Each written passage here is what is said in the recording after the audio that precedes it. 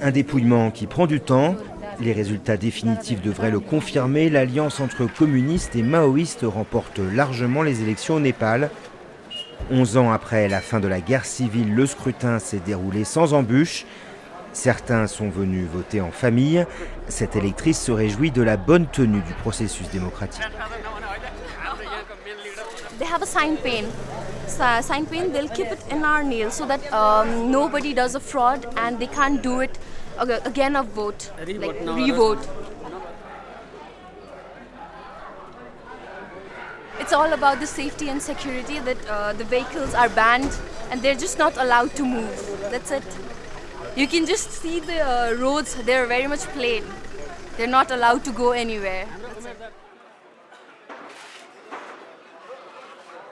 You can see the roads in Nepal, like they're not so well and it's very dusty. They'll repair all this, like whatever they have promised, they'll do it for them.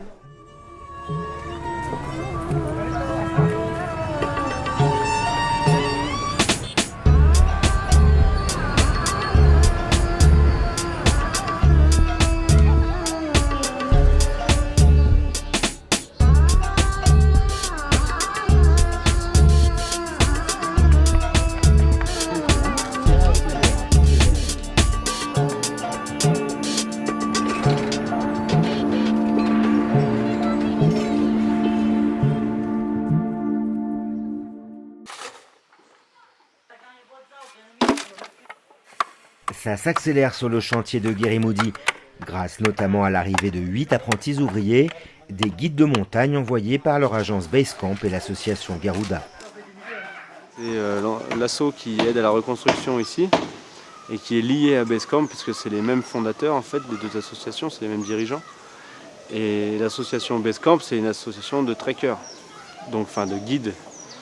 Donc en fait, ils nous ont prêté des guides et aides-guides et autres pour venir travailler ici parce qu'on est dans une saison où il y a très peu de trek en ce moment. C'est des mecs plutôt chouettes, assez motivés, mais bon, c'est des guides, c'est pas des gars de chantier, donc il faut leur montrer comment on fait, il faut leur expliquer les choses et tout parce qu'ils n'ont pas forcément l'habitude.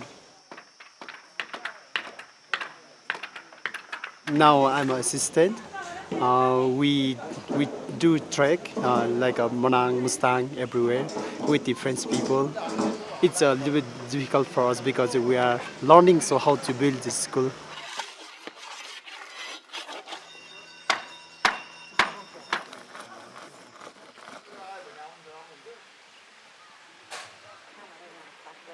Première grosse tâche, le coffrage, et ça demande un peu d'organisation.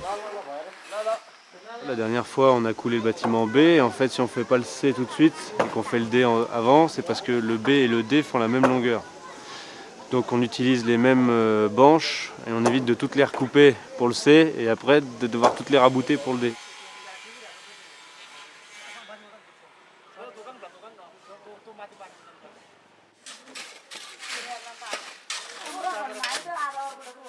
Alors aujourd'hui on a coulé la lisse du bâtiment D, donc tout le coffrage qu'on voit derrière.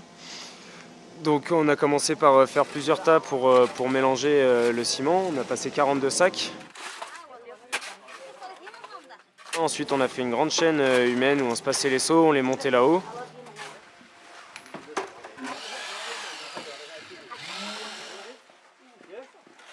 On a vibré tout le béton et là il n'y a plus qu'à attendre que ça sèche.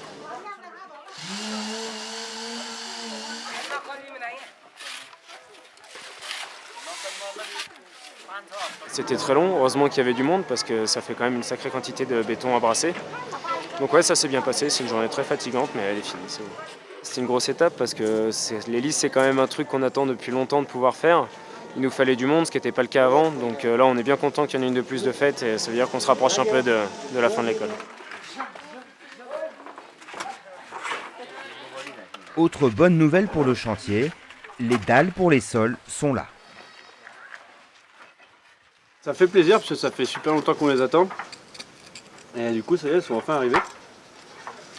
Bon, on devait avoir de la pierre blanche, c'est pas tout à fait de la pierre blanche, mais on va s'en contenter.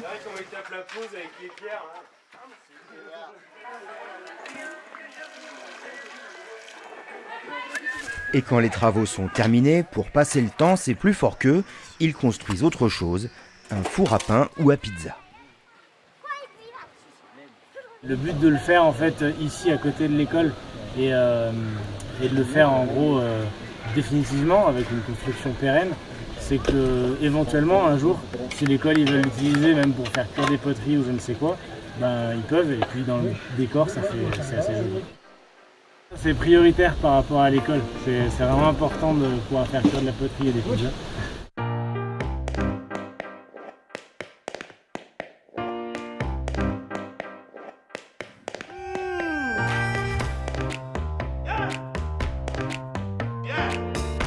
Come on, clap with us, come on.